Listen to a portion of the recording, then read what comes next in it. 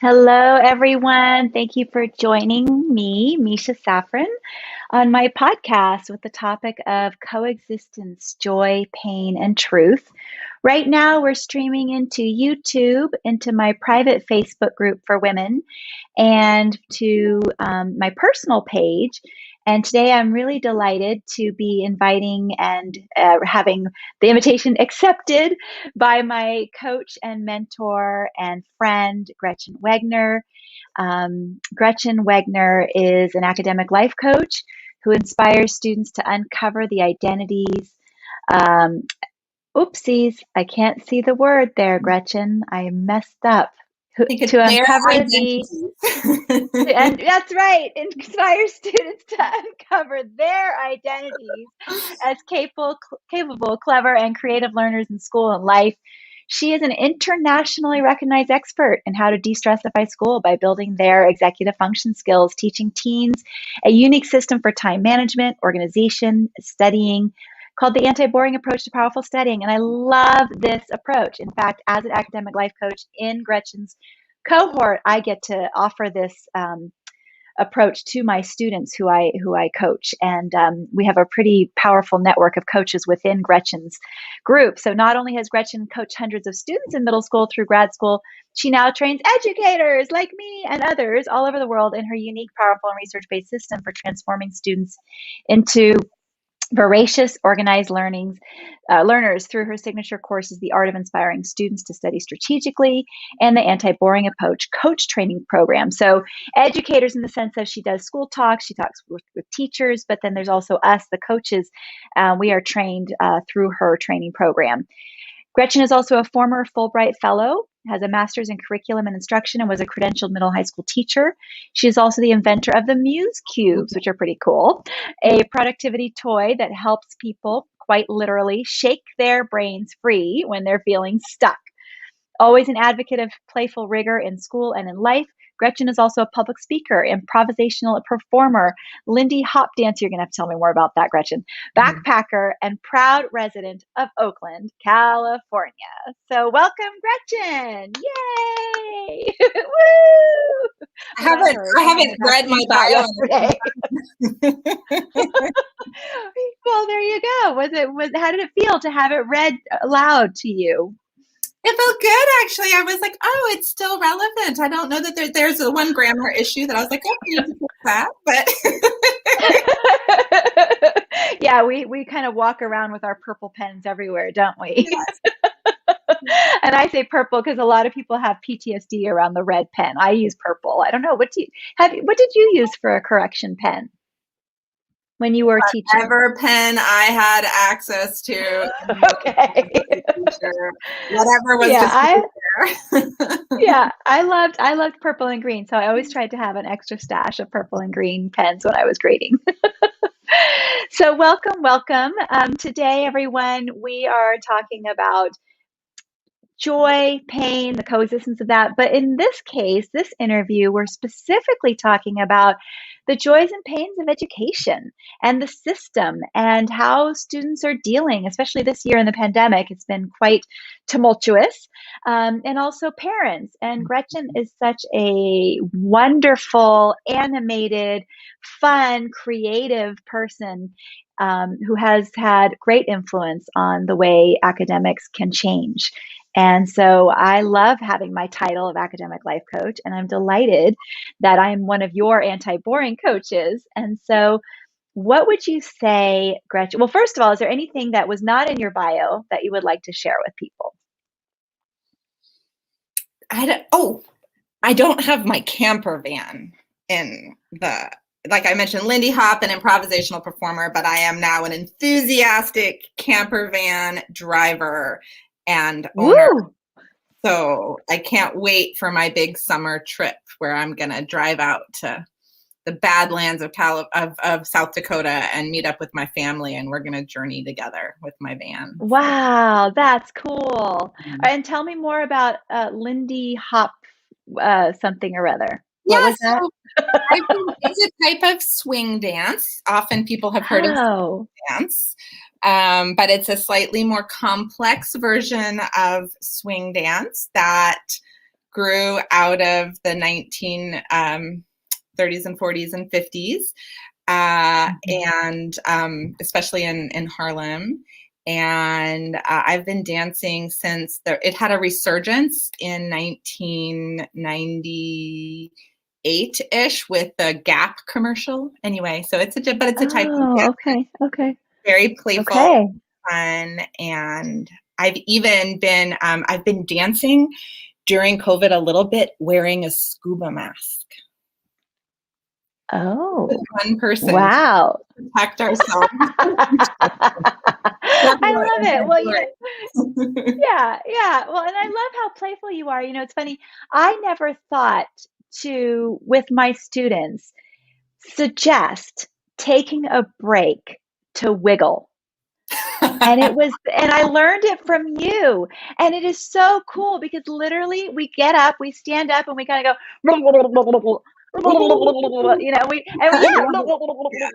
and we wiggle. And I've got a fifth grader, and I've got a junior in high school, and I've got a freshman in college that I'm working with, and they're willing, not all the time. And I actually just did an agency training with nonprofit agency with attorneys and advocates, and they wiggled with me. And so it brought so much joy to me and to them. And I feel like this is a really critical piece of the anti-boring approach for me. There are other critical pieces, but why don't you tell me, well, let's talk a little bit about the anti-boring approach and your philosophy and how you came up with this, and then we'll move on to the whole joy and pain features. So go ahead. Well, and the phrase anti-boring just like boop, popped up one day. I don't even remember how I came up with it. It just one day it wasn't there. The next day it was there. But I think it emerged out of this idea, like when I talk to teenagers, because before I was just an academic coach and I didn't work with educators yet. Mm-hmm. And I would tell them, like, I'm so sorry. I can't promise to make school fun. And anyway, even when I did say, it can be fun, studying can be fun, they would look at me like, no, it can't. Yeah. So it's like, so I was like, okay, what can it be in a way that a teenager wouldn't give me the side eye?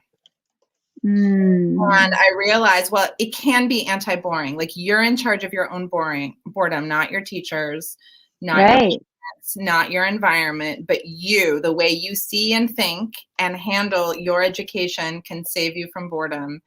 And we can talk about those tools. And so it was sort of that. I mean, I had already been teaching all of the playful active learning tools but they just needed an umbrella, and then that phrase became the umbrella. And now, do you want to know something hot off the press, Miss Misha? I totally do. Of course I do.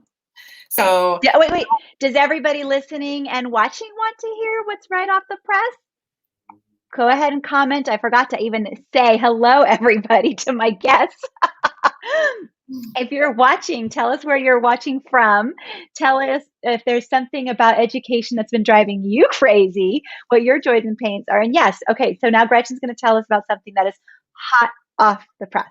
Well, I've never really done a lot of research about boredom, and I've been wanting to and just haven't had time to. And that is going to be next on my agenda. Maybe even the book club for the second 6 months of this year will be some readings around boredom.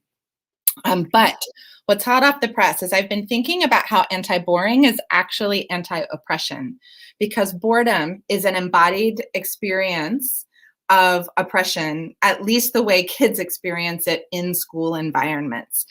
Exciting learning is not boring, and that means you are engaged and not being oppressed by the system, by an adult making choices for you, by, X, Y, and Z.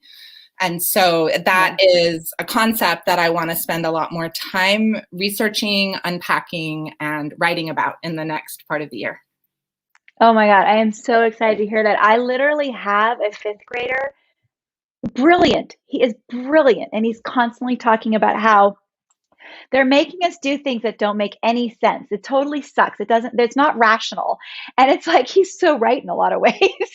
And he's like, it's not fair. Like, there are so many other things I could be doing with my life. And I love this kid. And it's true. He feels so oppressed by the education system. So that makes a lot of sense. Makes a lot of sense. Welcome, Ilana. Thank you for being here and watching us. So what would you say? Well, let me check in to see if is there anybody who's watching who is a student currently or a parent with students? Go ahead and drop that in the chat. Maybe you're watching on the replay. Maybe you're listening to the podcast. But I'd like to know if you're a student or if you're a parent. Go ahead and put that in the chat. So Gretchen, with this idea of oppression, that clearly hits the nose on the head around pain in education.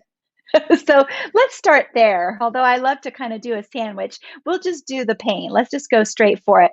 What do you feel have been your pains as a student, and then maybe even as an educator? Like maybe the two of them, you can kind of flip-flop around what you feel and see. Well, I don't know when I was a student, I would have fully identified that I was in pain. I was the type of student who was a really good directions follower, who wanted to do good and please people and hit all the marks. And my dad would make jokes around like, oh, you only got a 98. What happened to the other 2 points? And I didn't realize it was a joke. I felt bad. I didn't have the other 2 points. So I was clearly like in a little pain. Like I wasn't knowing how to be in my own true self. But I don't think I recognized it then. And I didn't actually even recognize it until that Fulbright that you mentioned at the very beginning. I was 2021 on, oh no, I was 22. Okay, but I was on my Fulbright right after college, and I was so depressed when I was in India. That's where I was. And I was so depressed and I couldn't figure out why. I'd never really felt depressed before. That said, I had crying jags. Once a semester, I would collapse and cry in the corner of the bathroom all day. So there were signs. I just wasn't aware that that was a bad thing, and I kept it all to myself. Do you know if that happened in the third quarter? Or was it just random? Question. Because I've noticed in my 30 years of teaching and also raising 5 kids that it was typically the third quarter where it was like, ah! and they were missing assignments and they were feeling uncomfortable and frustrated and tired. So I was just curious if you happen to know. Probably, Misha. Probably. Let's say yes, because it certainly wasn't first quarter. It was certainly second semester. It was like the weight of the semester, like coming down on you. So I'm sure probably third quarter. Yes. Okay. I think we need to do a little more research on that area because I think it's a big thing. And back to you. So you would get to this place where it was kind of like overwhelming. What else? What else are some things around education as a student or as an educator where it just feels almost impossible or frustrating or oppressive? Well, when I wrote my master's thesis for my curriculum instruction, I did a lot of exploring of what I called body-based inquiry, spirit-centered inquiry, and critical inquiry, and what's different about those 3 things and what's similar about those 3 things. I mean, inquiry is all what's similar. But I did a lot of reflecting about how that mounting depression when I was 21 and on the Fulbright was really related to how I had kind of been trained in my college years to try and just jump through the hoops and do the things you're supposed to be able to do to be successful. But I had never really been asked, like, who are you? Like, what is your identity as a person, Gretchen? Like, who are you in the world? What values do you have? How can you construct a life based on those values? And here I was, ironically, interviewing middle-aged Indian theater directors about their identity in post-colonial India. And it's like, I didn't even know I was this little white girl, not even understanding identity, talking to these, because I'd never been asked. And I think there was just such a disconnect, and I didn't understand intellectually what was wrong. But so that's one thing I would say is really wrong in education, both from an educator's standpoint and students, is where are educators invited to be their true, authentic selves in the classroom? And where are Mm-hmm. students invited to be their true authentic selves? And how can we work through somebody else's curriculum, which we kind of do need to do, but how can we learn how to do it in ways that don't disconnect us from our heart and our authenticity, but rather connect us to our deepest sense of ourselves? And I just don't think in secondary and undergraduate education, we figured out how to marry identity with the need to move through certain curricula to be successful. Absolutely. Yeah. Well, it's interesting you say high school and undergraduate, but I don't know that I see it in middle school either. No, yeah. Yeah. I was Yeah. at that specific. I mean, we have it a little bit in elementary to some degree, or at least there's enough playfulness in Right. elementary that it's fun, but the disconnect really Yeah. starts to happen right when the identity parts of the brains are flowering the most, is when we kind of lock down and have to disconnect from our own identity in order to follow society's ways. Exactly. Yeah. Be like everybody else, do the exact curriculum the way that the whole nation is doing it, which has never been proven to be good, great. Well, never been Yeah. proven to be great, and also based on some very destructive ideas, white supremacist ideas, if it's okay to use that phrase in this context, Absolutely. Yep. about what success is, who deserves to be successful, and how those people can get there in a way that keeps a lot of other people away from there. Yeah. Well, and even defining success varies from culture to culture to culture. Absolutely. Right. And we have a country that is a beautiful collection. I don't want to say melting pot or modge podge, hodge, whatever. We have a beautiful collection of cultures, ethnicity, backgrounds, religion, um, uh, skin color. I mean, there's just such diversity in our country. And yet the definition of success has been set by white supremacy. Mm-hmm. Right. And so that carries over into the school system. Mm-hmm. You know, the books that students are asked to read, the kinds of assignments that they're given, the things that have been left out of education, because God forbid it scare our children or the families, or they feel threatened by it. You know, we're just now in this tremendous technological age where things are more visible. And so students and teachers alike are having to re-identify how do we use technology instead of negate its existence, but also use it to empower our students. And yeah, I mean, the definition of success, the definition of, yeah, I mean, I think that there's a real disconnect there, like you're saying. Oh, the pain. Can we start talking about the joy? Yeah. Let's totally do that. So we know before we move over, so we know that there are things that are disjointed and disconnected in our education system. And as there are many, and it's not everybody's fault. There are many teachers, coaches, even students that bring light into the education world, that change things, that vary things, that, like you said, bring their true authentic selves and identities.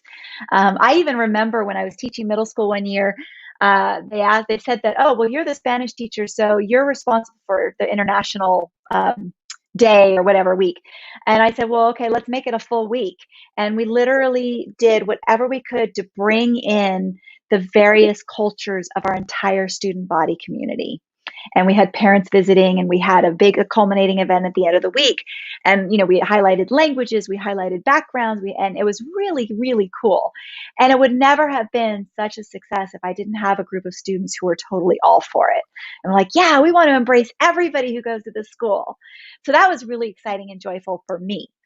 How about you? What are some memories you have, or some things you do now that really feel good to you? In regards to education, or just in general? Yeah, and education for now, and then we'll get to your general stuff.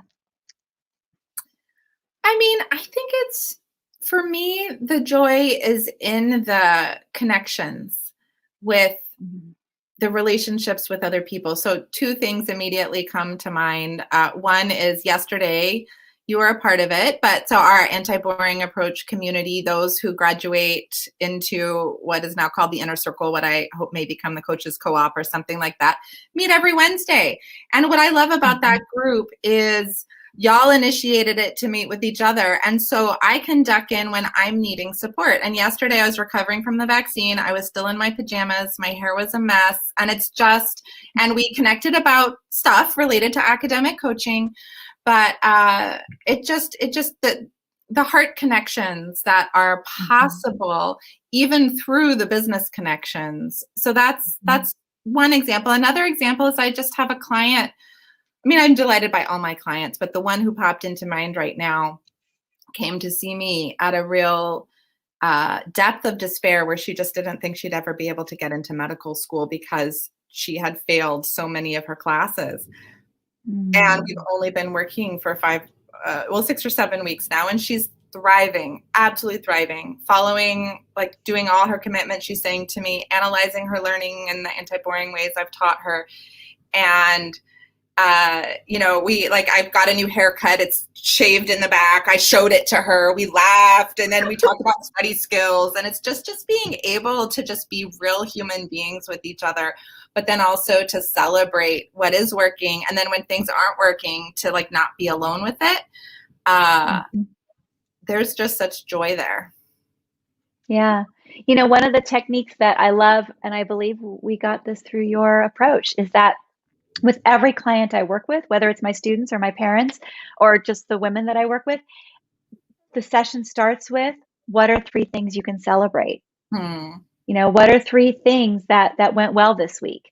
And even my 5th grader today had 4 things to tell me. And usually he doesn't want to share anything. He's like, nothing. School sucks. Everything sucks. My life sucks. And I was like, oh my God, you're at number 4. Do you hear me? Do you hear yourself? And it was really cool. And so that's that connection, right? That authentic being where when he said life sucks, school sucks, I'm like, wow, life really sucks. And just allowing him to be in that. And here we are now a few months in, and it's like he had 4 things to celebrate and say we're going well. And so, I love that you are able to be an example and also show your own clients, that there's this yucky, crappy stuff we got to work through. And hey, look, I got this cool haircut. And hey, how are you doing with your study skills? And, bringing it back to what is going well. Because the more we reinforce that, the more people are willing to look at it, that, oh, there's a lot of stuff going well right now.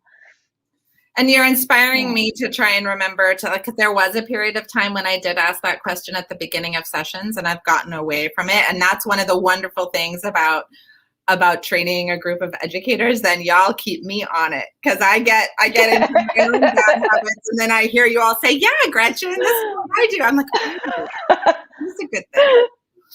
Yeah, but it's hard to remember. Like I think you're the one that introduced that to us, but I don't know. It's in the spreadsheet that we use, all of us. And spreadsheet.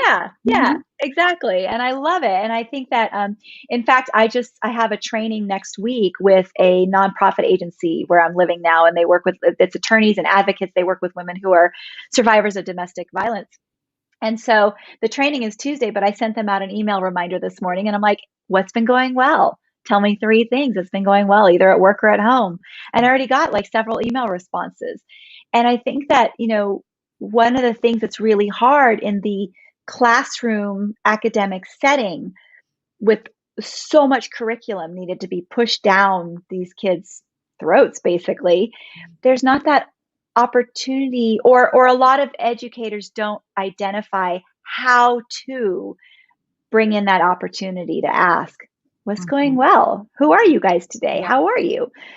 Because every day they walk in, they're slightly different than the day they were before. At least that's something I noticed when I was teaching in the classroom. So let me ask you, we don't have much time left.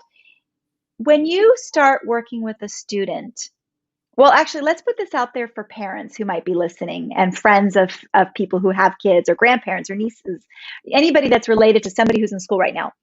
How can a student bring joy into their life? what would be some tips that you could add that either would make their life anti-boring or Mhm. bring joy? I kind of see them as somewhat synonymous, because if it's not Oh, boring, you might feel joyful. you're right. It's just that So what are teenagers some, don't want to talk about the positive. They want to talk about the anti-negative. yeah, exactly, You're exactly. right. Great. Yeah. Yeah. So what would you say are some tips that students could do to bring joy into their life or I feel less bored? Yeah, I think I want to answer that question by just sharing a little bit more about what this college student did, because Great. it really made a difference for her. And she actually started doing it before she met me, so I can't take credit for this, but I definitely, like, you know how you'll blow on a campfire or something to try and get the flames? I definitely, like, when I heard that she was doing these things. So she said that she had been failing so much and so frustrated that she was failing these tests that she stopped all of the things she liked to do in life that were non-academic and just focused solely on trying to study. And that made it worse, actually. I wonder. Yeah.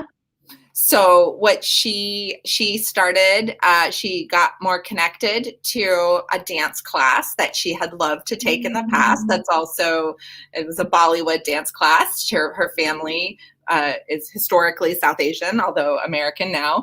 And so that connected her to something she loved that was physical, and that also connected her, talk about identity, to a part of her cultural identity.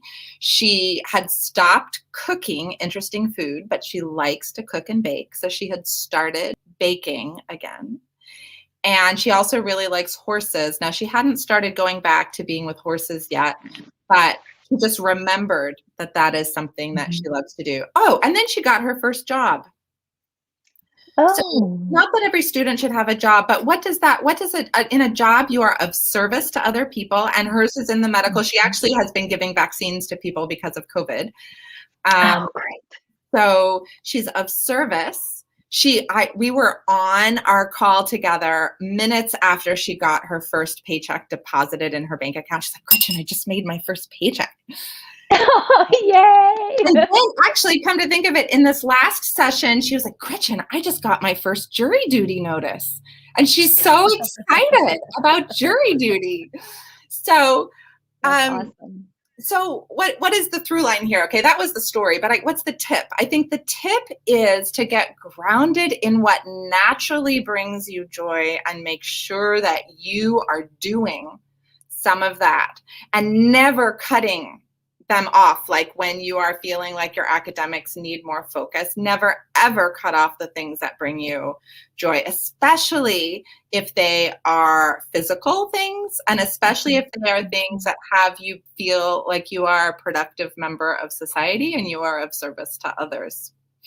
Yeah, yeah, absolutely. Thank you. I think that, and that is one of the biggest things that we do with our students, is help them kind of get into moderation, get into balance, right, with their work and life, with school and life. Right. And I think that that's really important. So what if you didn't hear it, Gretchen just shared that in order to bring joy into a student's life, it's just don't cut off the good things.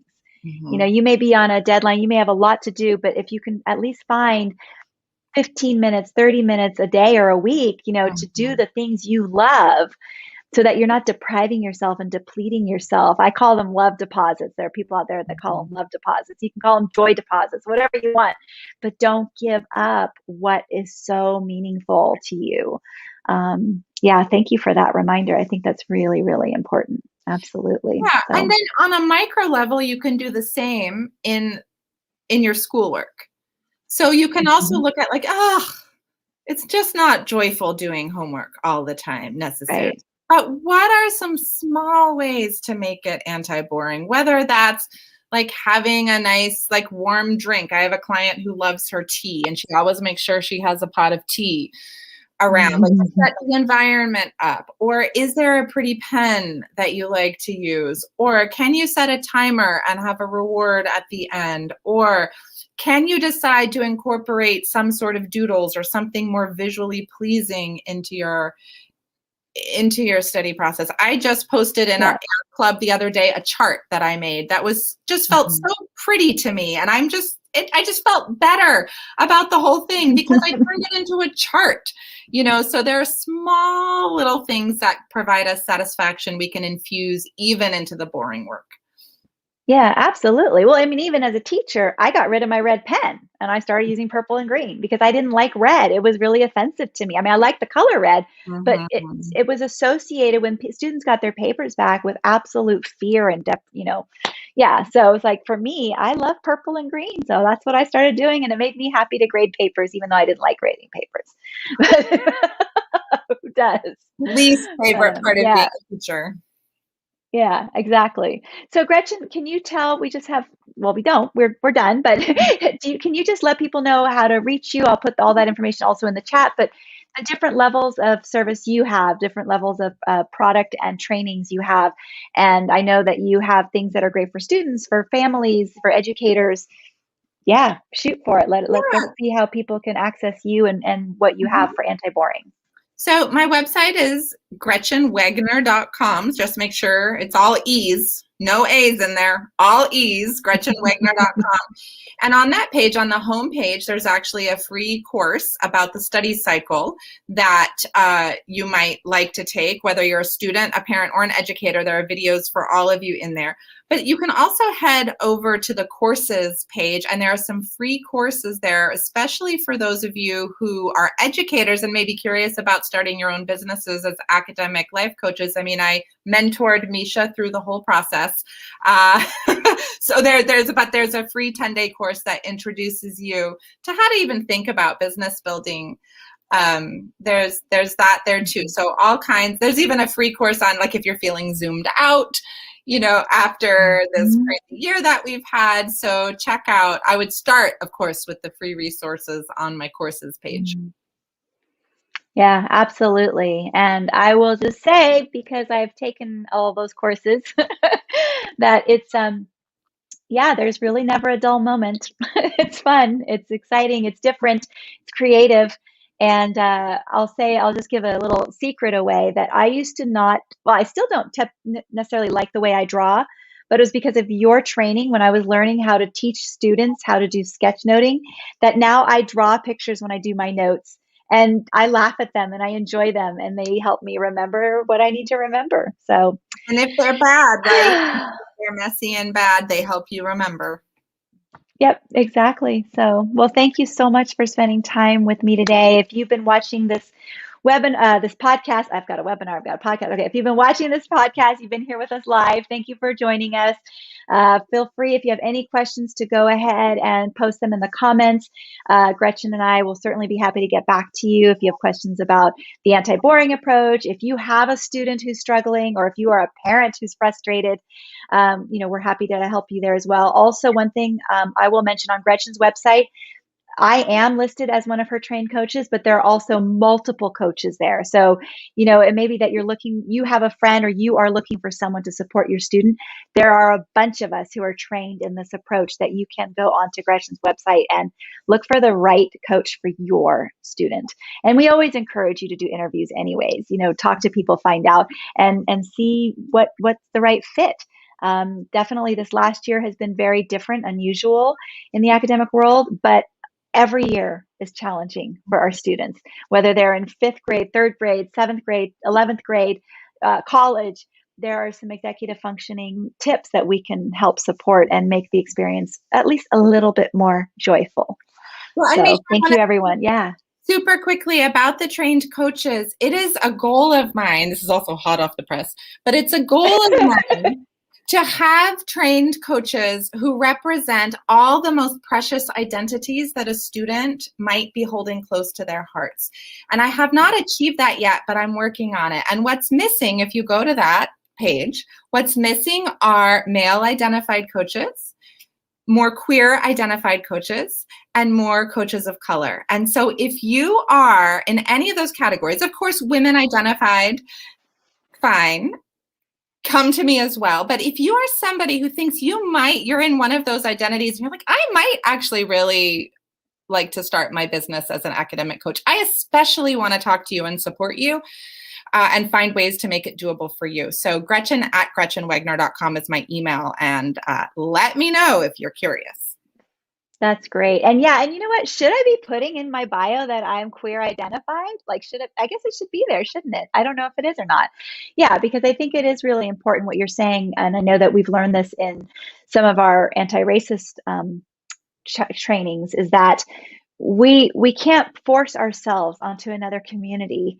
It's not that we're not loved and we're not good at what we do, but if we don't really know the internal piece, it's hard. It's harder to help, and we can Yeah. do a lot of helping, but it's not the same. Yeah. So And there I are love what you just other said. kids who would really appreciate knowing that you are queer. Yeah, And so yeah. I would encourage you to send an email to my assistant and to have that updated. That, have that updated. Okay, sounds good. All right, everybody. Thank you so much for watching. We are gonna don't go away, Gretchen. We're gonna say goodbye to our viewers, and then I'll stop recording. But bye, everybody. Thank you so much for being here, Gretchen. Really appreciate you.